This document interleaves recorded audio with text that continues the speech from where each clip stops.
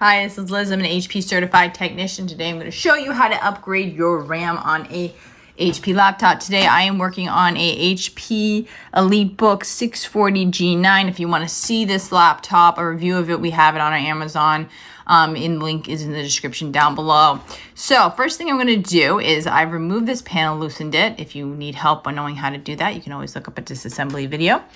Next thing I'm going to do is I'm going to detach the battery. So you want to make sure when you're making any sort of upgrades or anything on your laptop that you have the power unplugged and that you have the battery unplugged. So I'm going to go ahead and unplug the battery. So I have it unplugged, as you can see. So here are my RAM ports. Now this is good to keep in mind. You may want to look up ahead of time the configuration of your laptop to see where the RAM is located.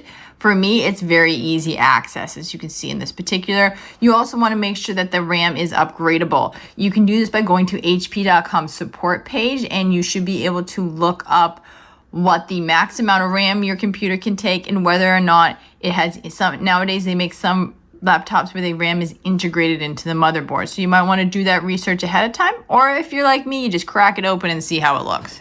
So I have it out here.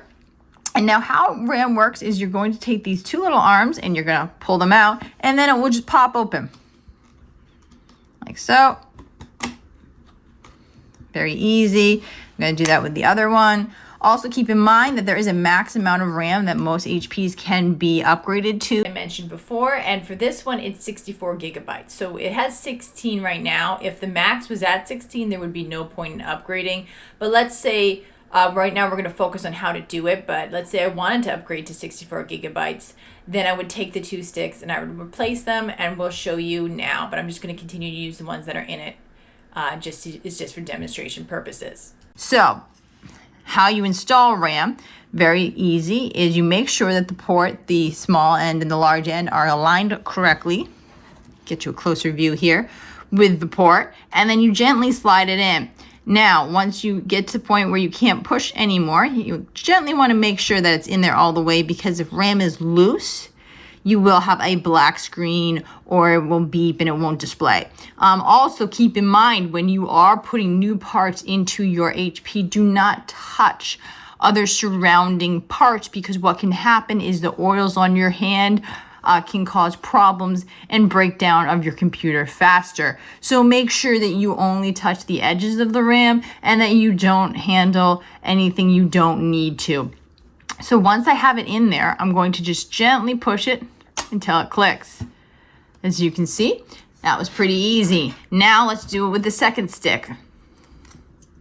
Like so. I set it in there until it's in, and then I just go ahead and now, if you find before you close your computer up, what I recommend is just gently putting the panel over it, turning the computer on once the battery's plugged back in, and seeing if computer displays. If for some reason it doesn't display, then you could perhaps have bought the wrong kind of RAM, or you could have potentially not installed this properly and didn't make it a tight enough fit. Now, what kind of RAM you need, an easy way to tell